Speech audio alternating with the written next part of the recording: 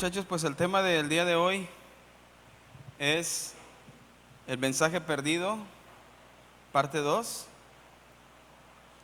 La semana pasada estuvimos hablando acerca de, estas últimas 4 semanas hemos estado hablando acerca de lo que se nos ha extraviado.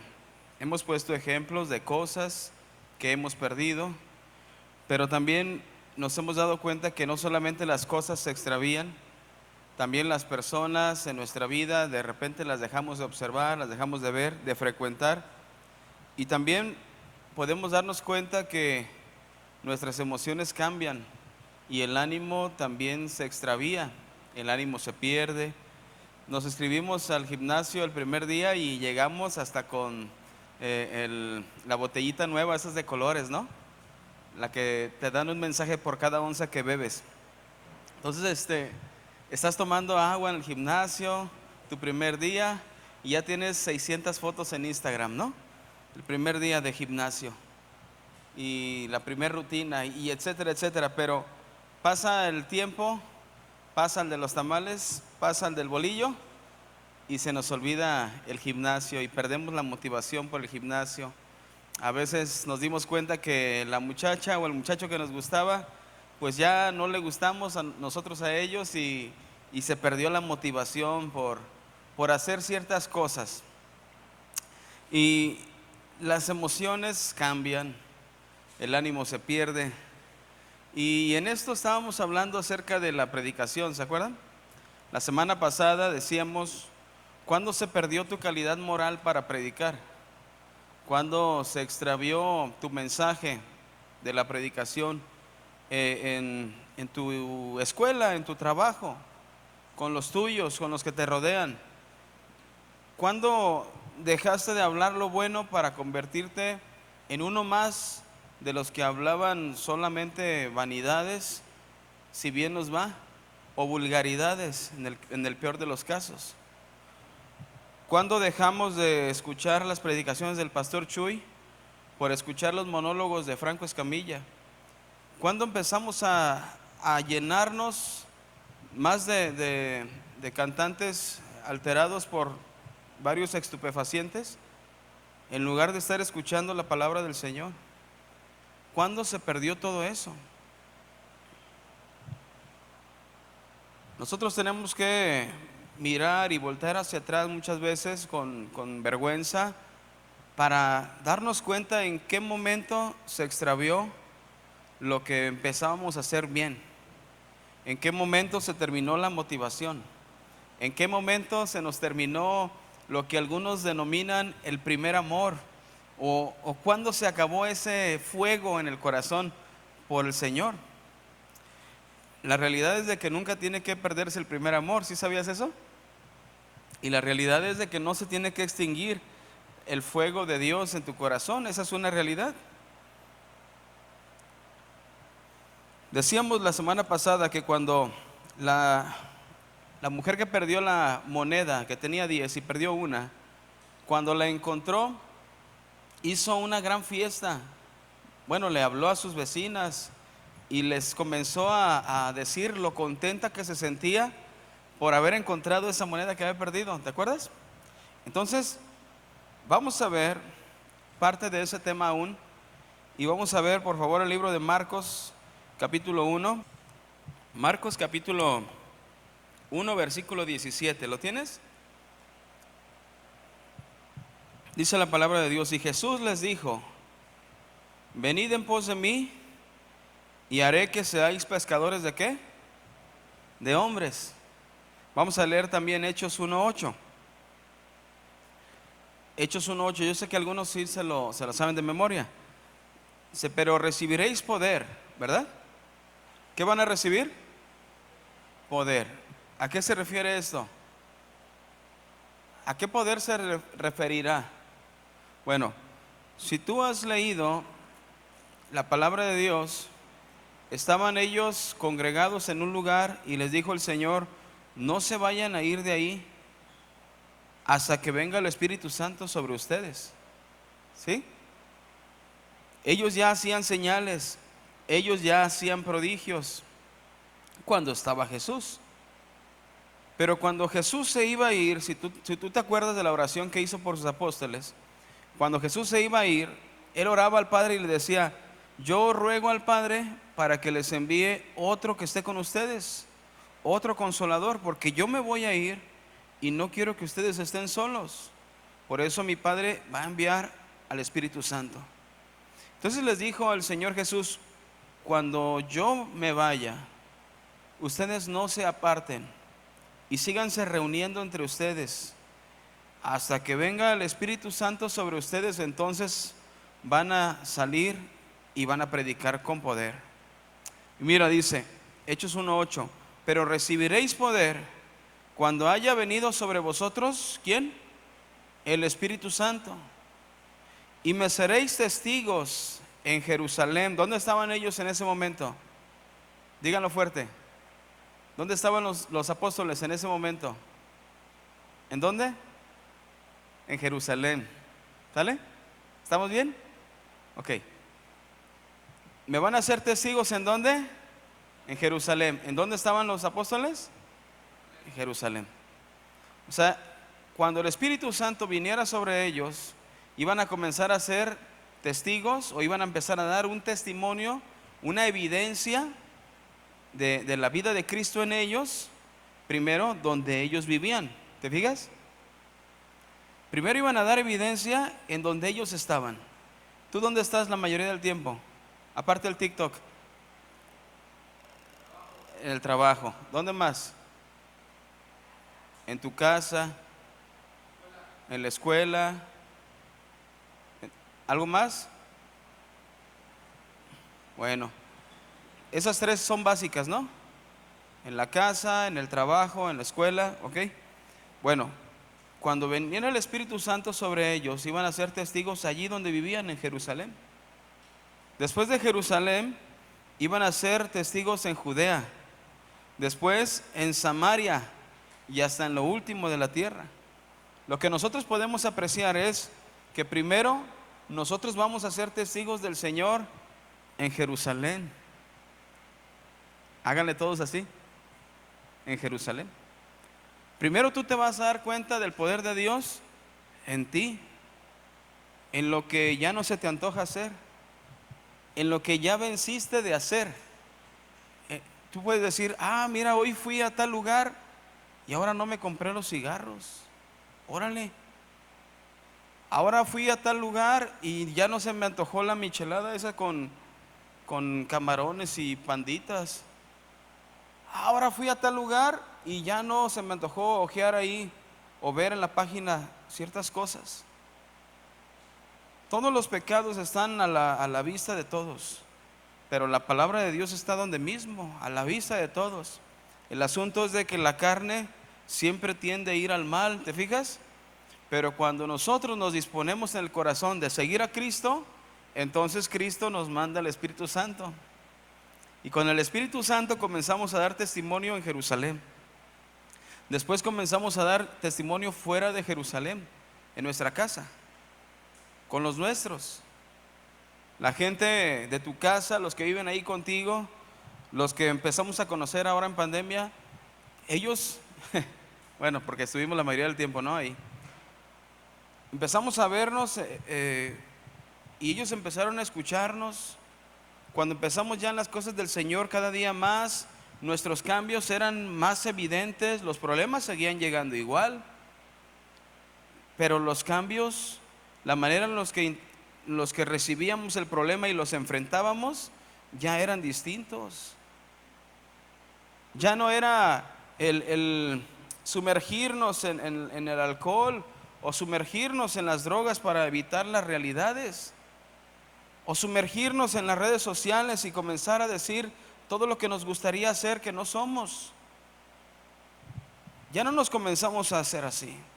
Ahora comenzamos a ver que cuando venían los problemas nos refugiábamos en el Señor, nos encomendábamos al Padre, y entonces nuestro accionar era distinto a lo que hacíamos sin Dios. Por eso es importante, joven, que entendamos la presencia del Espíritu Santo en nuestras vidas, porque el Espíritu Santo en nuestras vidas no solo representa el poder, sino que es poder. ¿Qué es el Espíritu Santo en tu vida? Díganlo todos. Poder. Hay una palabra muy bonita que se traduce, bueno, está en griego, ¿no? Dunamis. Y esa palabra dunamis, de donde sale esta otra, se refiere a una dinamita. ¿Tú has visto las películas cuando una dinamita estalla? ¿Qué pasa? Revienta y dependiendo la cantidad de la pólvora, es la cantidad de explosión tremenda que forma, ¿no? Que hace. Es una destrucción que arrasa con todo. Es un poder que abraza todo lo que tiene a su paso, que no elige. Bueno, el poder del Espíritu Santo es igual. Se expande y es poderoso. Ese es el poder del Espíritu Santo que ahora está en ti. ¿Qué hizo el Espíritu Santo con Cristo, por ejemplo, cuando estaba muerto en la tumba? ¿Qué hizo el Espíritu Santo? Cuando estaba Cristo en la tumba, dice la Biblia que lo levantó de la muerte. El mismo Espíritu que levantó a Cristo de entre los muertos es el mismo Espíritu que ahora tenemos nosotros. Ese es el poder de lo alto. Ese es el poder que está contigo. Ese es el poder que avala tu testimonio. Bueno, que tú seas un buen testigo de Dios. Ya no vas a salir solamente con tu autoridad. No vas a salir solamente con tu moralidad. No vas a salir con los 10 años de cristiano que tenemos, sino que a pesar de las fallas, a pesar de las caídas, nuestro poder no radica en nosotros, sino en el Espíritu Santo. Y el Espíritu Santo da testimonio de lo que vio, de lo que oyó, de lo que Cristo le dijo al Espíritu Santo que nos recordase todos los días. El Espíritu Santo es ahora el que nos acompaña, es ahora nuestro instructor de cabecera. El Espíritu Santo es quien nos está atendiendo las 24 horas, los 7 días de la semana. Todo el tiempo está observándonos. ¿Y sabes qué? También se pone triste. El Espíritu Santo se pone triste cuando fallamos al Señor. Cuando decimos, Señor, te voy a seguir a donde quiera que vayas, y no lo hacemos. No somos ni capaz de ir a las tortillas, ¿verdad? Es un decir. Pero queremos seguirlo a donde quiera que vaya. El Espíritu Santo se entristece cada que pecamos, cada que tenemos un mal pensamiento en contra de otra persona, cada que levantamos un falso rumor, cada que hablamos cosas que vamos a hacer cuando realmente sabemos que son mentiras. El Espíritu Santo se contrista por muchas razones, porque no confiamos en Dios lo suficiente, porque tratamos de movernos con nuestras fuerzas y muchas veces caemos porque no sabemos distinguir entre lo malo y lo bueno, o a veces distinguimos también lo malo, que ahí preferimos caer. El Espíritu Santo se entristece. Así que necesitamos aprender lo que hizo esta mujer que hemos estado viendo los últimos 4 reuniones. Encendió su luz y barrió su casa. Solamente de esa manera podemos darnos cuenta de lo que no estamos haciendo, de lo que sí debíamos hacer y se nos está durmiendo ahí, de lo que así hacíamos bien, pero por alguna negligencia, por alguna falta de ánimo, lo dejamos de hacer.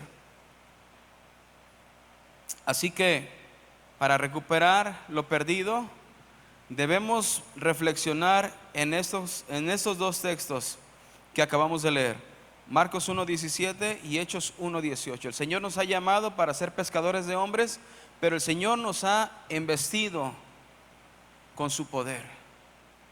El Señor nos ha dado su poder para poder hacer esta tarea, predicar el Evangelio. ¿Cuántos dicen, yo voy a predicar? ¿Sí? Acuérdense, lo que digan es lo que es, porque somos cristianos, ¿no? Yo vi que algunos dijeron, no se les entendió, pero yo espero que en algún momento se les entienda y con toda la convicción digan, yo voy a predicar. Ahora, ¿qué debes predicar? ¿Con qué le puedes llegar a una persona a predicar? ¿sí? ¿Qué pasaría, por ejemplo, si nosotros llegamos con un acertijo bíblico con ellos? Van a quedarse así ellos como, a ver, ¿de qué me estás hablando? Si les empezáramos a decir, a ver, ¿cuántos animales metió Moisés al arca? Y ellos van a estar ahí y nos vamos a reír de ellos porque, ja, ja, ja, Moisés no hizo el arca, la hizo Noé, ja, ja, ja. ¿Tú crees que sería una buena manera de llegar a predicar? Por supuesto que no.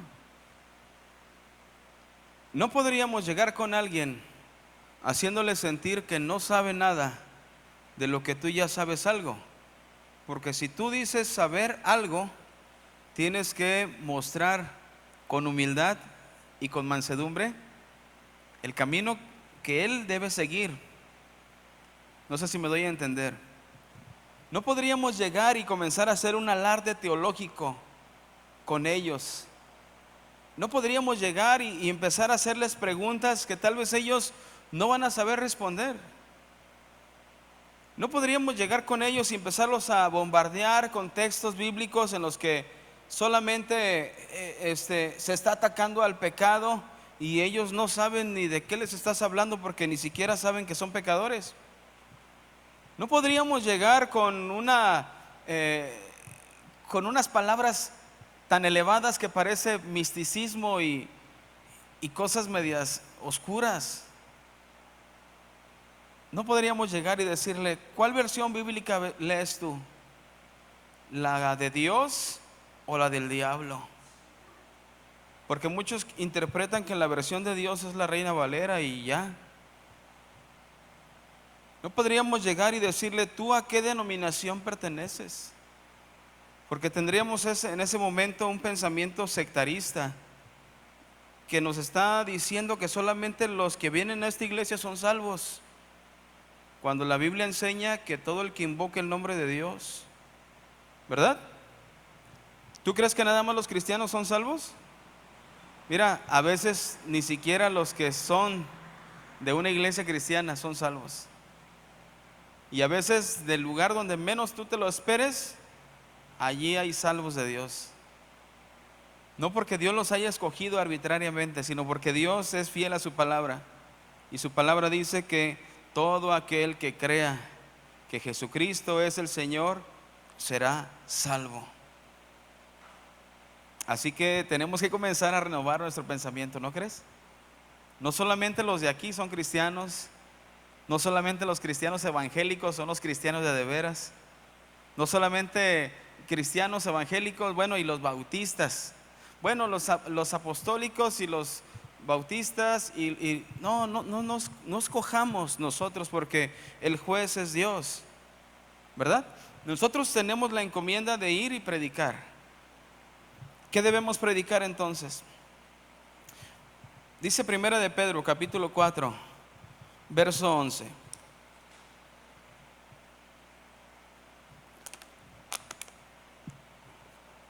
¿Cuál sería nuestro motivo para predicar? Primera de Pedro 4:11 dice, si alguno habla, hable conforme a las palabras de Dios. Si alguno ministra, ministre conforme al poder que Dios da, para que en todo sea Dios glorificado. ¿Por quién? Por Jesucristo, a quien pertenece la gloria y el imperio por los siglos de los siglos. Hace rato cantábamos, ¿no? En la canción de Contendamos por la Fe, que el Señor es todo. ¿Cuál debe ser nuestra motivación, joven, para predicar? ¿Que la gente vea que somos más santos que ellos?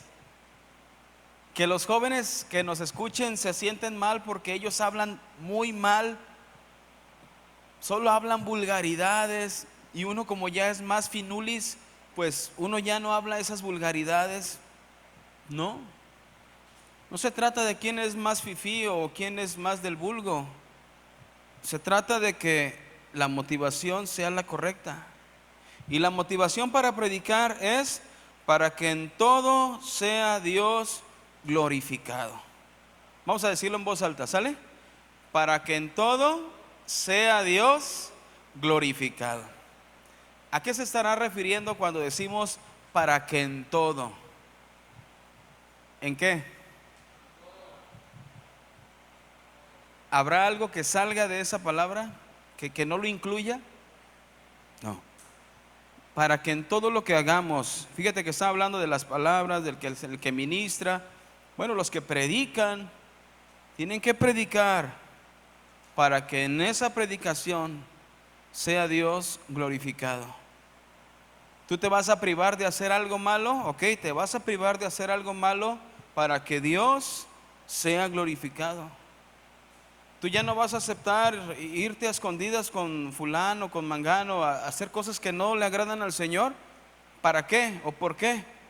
Para que Dios sea glorificado. Ya no vas a estar consumiendo material de internet inapropiado. Ya no lo vas a hacer. ¿Para qué? Para que Dios sea ¿qué? Díganlo fuerte. Glorificado. A veces uno puede decir, a mí no me gusta buscar esas cosas, Abraham, pero cuando aparecen en la tele, pues ahí están. Es que la película tenía ahí un desnudo justificado. Jóvenes, no nos dejemos engañar por Satanás. Es que en la película, bueno, salieron dos mamás de la niña, salieron dos papás del niño. Pero nomás fue esa parte. Jóvenes, todo lo que hagas, todo lo que veas, todo lo que hables, en todo lo que participes, que siga siendo Dios glorificado. Y en el tema de la predicación, con mucho más razón. El mensaje perdido se extravió a causa de que las personas jalaban para su propio molino. No sé si me logro dar a entender con esa expresión. Jalaban a sus propios seguidores. Miren, en una ocasión estaban los apóstoles poniendo las manos sobre las personas que ya habían creído en Jesús, y las personas recibían el Espíritu Santo. Ahí está en el libro de Hechos. Recibían el Espíritu Santo y comenzaban las manifestaciones del Espíritu. Y había un hombre en esa ciudad llamado Simón, que él se dedicaba a engañar a la gente. Simón era un mago, un mago, un encantador, un hechicero. Y él hacía trucos de magia y la gente estaba asombrada con el poder de Simón.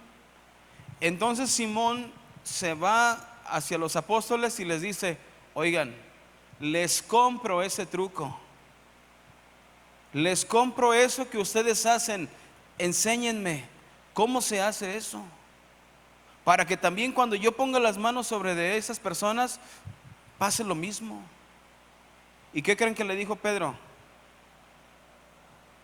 ¿Cómo no? ¿De cuánto va a ser la ofrenda? ¿Cómo le dijo Pedro? Claro que sí, a ver, ¿como de cuánto estamos hablando? Ya ven que Pedro no traía ni oro ni plata.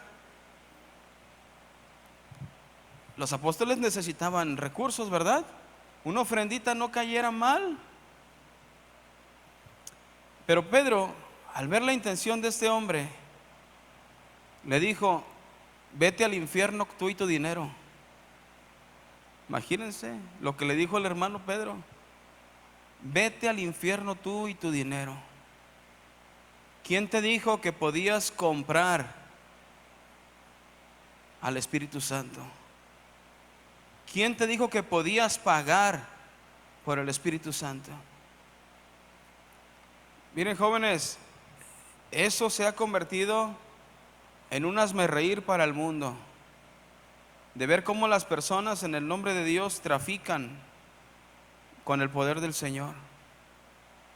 Se ha vuelto un hazmerreír, pero de todo el Señor estará tomando nota, y a cada uno nos juzgará Dios por nuestra acción, por nuestras palabras y por nuestras obras. Los apóstoles estaban predicando al Señor, estaban trayendo las manifestaciones del Espíritu Santo para que en todo fuera Dios glorificado. Vamos a Romanos capítulo 5, por favor.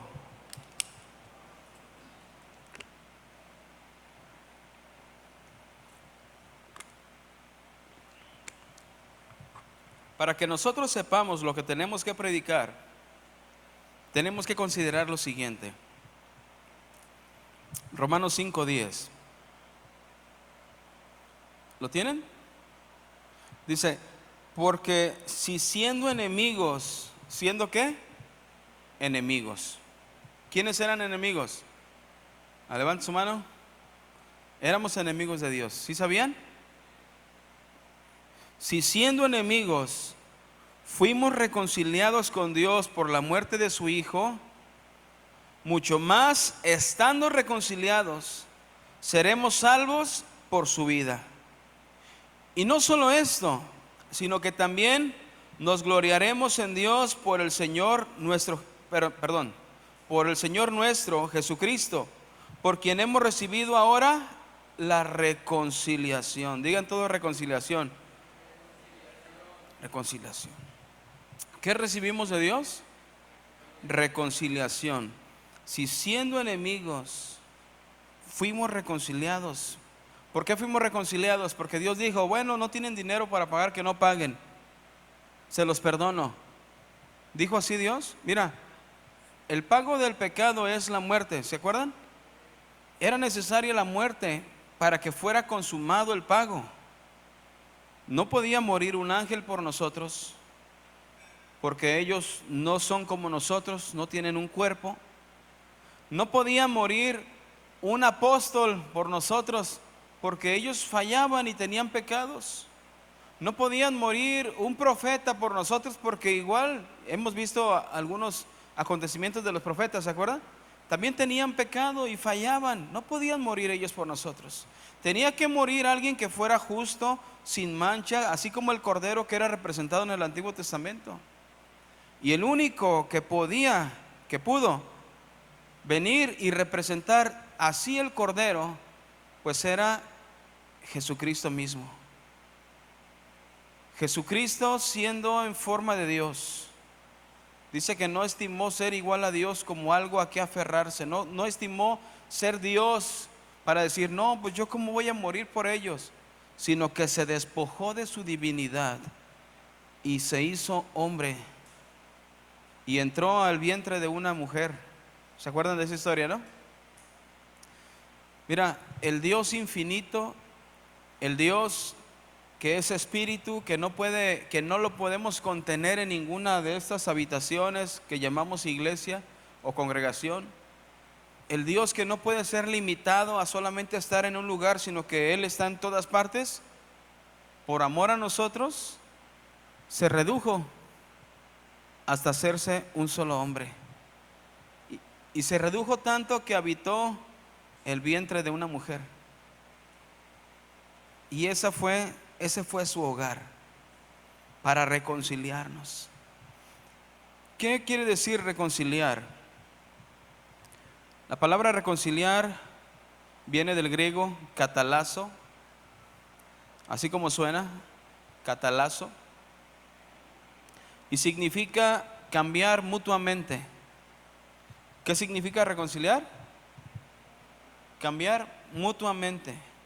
Eso no quiere decir que Dios cambie, sino que está hablando de la situación que ha tomado un giro, es decir, hay un arreglo diferente.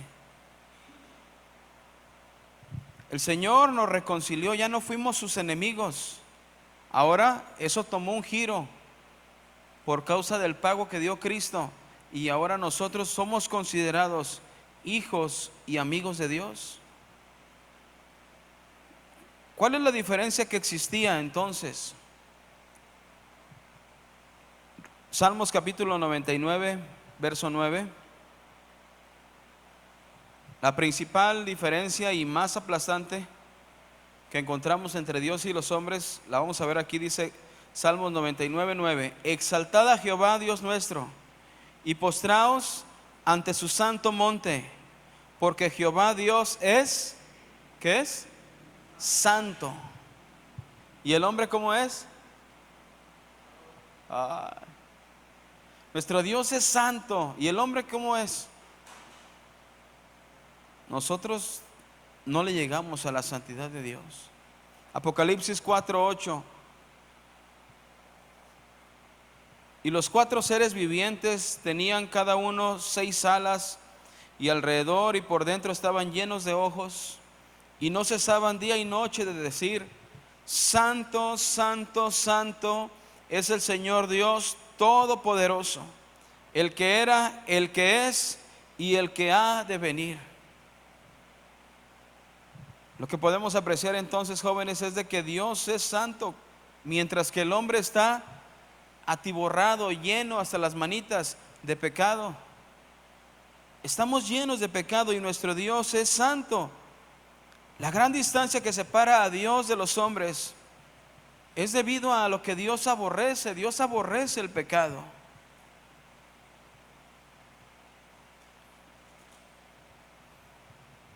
Dios aborrece el pecado. Dios no está contento con las personas que practican el pecado.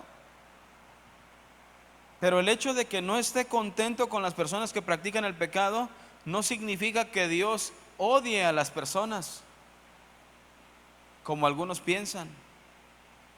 Algunos dicen, bueno, Dios odia el pecado y odia al pecador. Con eso están diciendo que ya nadie tiene oportunidad de acercarse a Dios porque ya Dios lo odia. Pero a nosotros nos dice la palabra de Dios que Dios muestra su amor para con nosotros, en que siendo aún pecadores, Cristo murió por nosotros. Cristo murió por nosotros los pecadores. Es un tanto trágico encontrar a personas cristianas asegurando o aseverando que Dios odia a los pecadores. Mira, el castigo de Dios está detenido.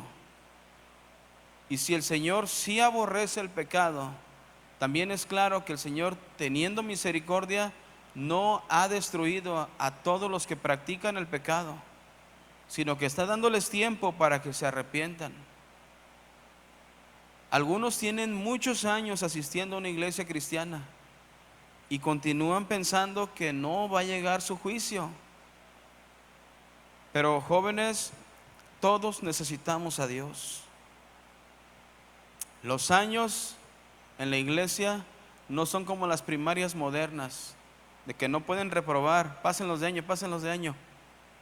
No, aquí no es así. El que no es cristiano, va a venir el Señor y se va a quedar.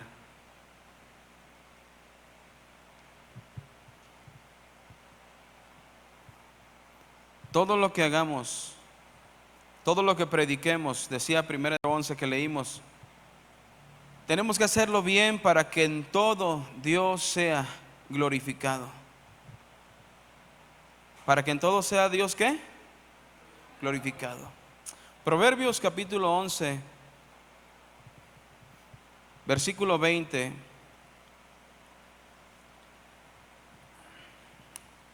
Dice: abominación son a Jehová los perversos de corazón. O sea, son abominación para Dios. Dios no los quiere ver en su presencia. Los perversos de corazón. Mas los perfectos de camino, ¿qué dice? Les son agradables.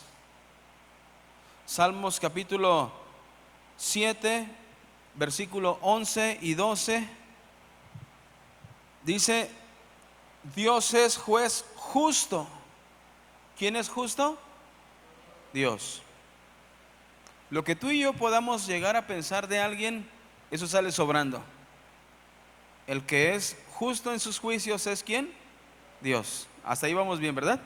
Y dice: y Dios está airado, está enojado contra el impío todos los días. Fin del discurso. ¿Así está? ¿Ahí se acaba todo?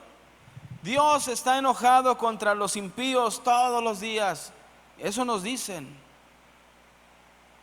Es verdad, pero ¿qué sigue? Si no se arrepiente. Fíjate cómo puede cambiar una expresión cuando se lee incompleta. ¿Te fijas? Dios está enojado contra todas las personas que no han creído en Él. ¿Qué más? Si no se arrepienten. Hay una solución para no recibir la ira de Dios, ¿no crees? Hay una solución para esto. Pero si no creen, a pesar de que se les está dando la invitación de recibir a Jesucristo en sus vidas, dice ahí, Él afilará su espada. Armado tiene ya su arco y lo ha preparado. Así como las personas que van de cacería. ¿Alguien le gusta ir de cacería por aquí? ¿Nadie? Van de cacería y están ahí. A veces están por unas horas en un solo lugar, camuflajeados, así como la camisa, ¿eh? Casi camuflajeados. Están ahí con la mira y el ojo ahí, y en cuanto que ven que se mueve su presa, están observando y no disparan luego, ¿te fijas? Están ahí observando, y en cuanto se descuida la presa, disparan. Y esos disparos son letales para el buen cazador. El Señor es un juez justo, lo leímos aquí mismo en el versículo 11, Salmo 7:11. Juez justo. Él está esperando con su arco preparado para aniquilar a los que no creyeron. Y el Señor está con la ira en la mano para descargarla en contra de los que no creyeron en el unigénito Hijo de Dios. La Biblia dice que nuestra salvación está en creer en Cristo, pero ahí mismo, por ese mismo medio, está nuestra perdición. Porque si no creemos en lo que Dios envió para rescatarnos, no hay nada que hacer por nosotros. Entonces, el impío va a recibir un castigo, ¿verdad que sí? Y continuamos la frase, si no se arrepiente. Si se arrepiente el impío, si se arrepiente la persona que está haciendo el mal, si se arrepiente el adolescente, el joven que sigue en el camino de la perversidad, si se arrepiente, ¿qué va a pasar? Dios lo habrá perdonado. Pero si no se arrepiente, su espada está afilada y el arco está preparado. ¿Cuál fue la solución a esa gran diferencia entre el hombre y Dios? Dijimos que Dios es santo y el hombre es perverso, y vimos algunos aspectos de la perversidad del hombre. ¿Cuál es la diferencia? ¿Cuál es la solución a esta diferencia? Romanos capítulo 5, verso 10.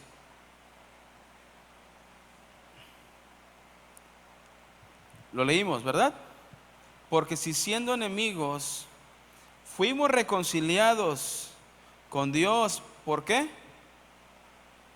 ¿Por la muerte de quién? Por la muerte de su Hijo. Esa fue la única manera para solucionar nuestra diferencia, para ya no ser, para cambiar nuestro estatus, ¿verdad? Para ya no ser enemigos de Dios, para ya no estar con el arco de Dios apuntándonos directos a nuestra cabeza. Esa fue la solución, que el Señor nos reconcilió por la muerte de su Hijo. Así que si recibimos de Dios la reconciliación, ¿a través de quién fue? A través de Jesucristo. Joven, esto es lo que debemos de saber para poder predicar, para poder llegar a las personas. Mira, es bien diferente hablar de un tema bíblico entre cristianos que con alguien que no sabe de nada de Dios. Es muy diferente las palabras que utiliza un cristiano para hablar de la Biblia con otro cristiano a las palabras que tendría que usar alguien cristiano con otra persona que no sabe nada de religiones o que no sabe nada del cristianismo. Son muy diferentes las palabras, pero tenemos que hacerlo. Porque Lucas 19:10 nos dice que porque el Hijo del Hombre vino a buscar y a salvar. Ahora sí que Él no vino a ver si podía, sino que porque podía vino, ¿verdad? El Hijo del Hombre vino a buscar y a salvar lo que se había perdido. La Biblia nos enseña una y otra vez que el corazón de Dios es que el hombre no se extravíe. Eso nos dice 2 de Pedro 3:9. El Señor no retarda su promesa, si alguno la tiene por tardanza, sino que es paciente para con nosotros, no queriendo que ninguno perezca, sino que todos procedan ¿a qué? Al arrepentimiento. El Señor desea que todos se arrepientan. Por eso nos llamó como testigos a nosotros. Por eso te dio el poder del Espíritu Santo, para que tú, no con tus palabras, no con tu persona, tu personalidad, perdón, no con tu, ¿cómo se podría decir? Tu chispa, con tu ángel, con la gracia nata que tienes, no con eso, sino con el poder del Espíritu Santo, llegues a las personas. Mira, algunos con el pretexto de predicar, escogen a quién predicar para obtener beneficios. Algunos porque a lo mejor si le predican al jefe, pues el jefe los puede ascender. Si le predican al que es muy aplicado en la escuela, pues hasta las tareas te van a pasar. Si te gusta alguien, lo van y lo evangelizan, ¿verdad? Si te gusta una muchacha, pues ¿cómo se dice? Pues le predican la palabra, porque pues les gusta. Pero ¿qué de aquellos que te caen gordos? De los que no soportas su mal humor, sus palabras altisonantes, que te les acercas y huelen a humo, que te les acercas y están oyendo pura música que a ti te desagrada en los oídos. ¿Qué con ellos que traen un corte de pelo todo raro? ¿Por qué no te les acercas a ellos también? Ellos también están dentro del corazón de Dios. Ellos también están en la mira de Dios para que no se pierdan. Y nosotros somos los testigos que tenemos el poder de Dios, que tenemos la predicación del Señor y que podemos llevarles ese mensaje. El mensaje que se ha extraviado.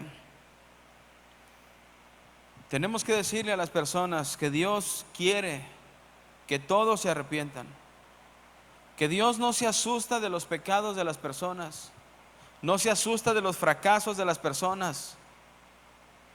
A Dios no le interesa eso. Dios quiere su alma, su corazón.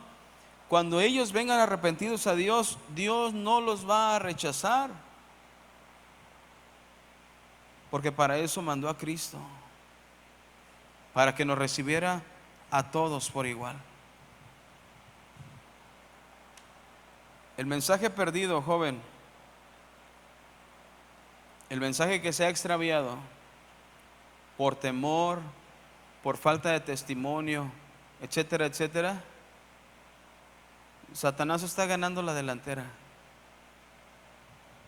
porque las personas siguen sin reconciliarse con Dios, y para eso Satanás está muy alegre. Acuérdate que Satanás no los ama ni a ellos. Satanás está airado contra Dios, y todo lo que hace es para vengarse de Dios. Y en venganza contra Dios, Satanás quiere arrasar con su creación. Lo vemos en nuestro estado, joven. Vemos cómo jóvenes de tu edad ya están siendo acribillados a causa de las drogas. Vemos cómo jóvenes están siendo portadores de enfermedades por transmisión sexual, a causa de que Satanás los tiene todos enredados en sus rollos, y ellos piensan que eso es lo mejor, que nadie los ha tratado tan bien como ellos, como las personas con las que se rodean. Y al final la tragedia llega y se van las almas sin reconciliarse con Dios. No podemos dejar a un lado las cifras y las estadísticas de los jóvenes y adolescentes que están muriendo en nuestros tiempos sin Cristo, sin reconciliarse con Dios. Los creyentes deberíamos de hacer a un lado la apatía por las almas perdidas. Deberíamos de hacer a un lado la apatía por el mundo perdido, y deberíamos de recobrar este mensaje que se está perdiendo, la reconciliación. Cierren sus ojos un momento y reflexionemos en esta palabra. Ahí como estás, cierra tus ojos y no te distraigas y piensa en lo que acabas de escuchar. El Señor no retarda su venida, joven. No podríamos pensar que Dios va a venir por iglesias y que así a lo mejor sí me voy con Él. No, el Señor va a venir por los creyentes, por los que de verdad creyeron en Él. Y el que de verdad creyó en Él, da testimonio de Él. Necesitamos dar testimonio de Dios. Así que si el mensaje se perdió en tu vida por alguna razón, por algún motivo, por algún descuido, es el tiempo de recuperarlo. Señor, te damos gracias en esta tarde por la oportunidad que nos das de estar escuchando tu palabra. Estas palabras, Señor, que nos hacen recordar la motivación original de tu corazón, Señor. Tú enviaste a Jesucristo a rescatar a un mundo pecador, en los cuales estamos nosotros. Tú estás airado contra las personas que hacen lo malo y ya estás listo para tomar el juicio, Señor, si no se arrepienten. Así que permítenos, Señor, reflexionar en nuestro interior, analizar nuestro corazón, y si es nuestro caso en esta hora, Señor, ayúdanos. Queremos ser tuyos, Señor. Levanta tu mano al Señor y dile: Señor, si yo te he fallado en esto, ayúdame, Padre, por favor. Y también, Señor, danos con tu Espíritu Santo el poder para llevar tu palabra. Queremos predicar, Señor, sin temor. Queremos predicar acerca de lo que hemos sido testigos, de lo que hemos vivido en nuestro interior, en nuestro cuerpo, Señor mismo, de esa reconciliación que ahora cambió nuestro estatus de ser enemigos a ser tus amigos, Señor, de estar alejados de ti, ahora estar cercanos contigo, a ser tus hijos, Señor, por adopción. Ayúdanos, Señor, a llevar tu mensaje con el poder de tu Espíritu Santo. Te amamos, Señor, y te pedimos todo esto en el nombre de Jesucristo. Gracias te damos, Señor.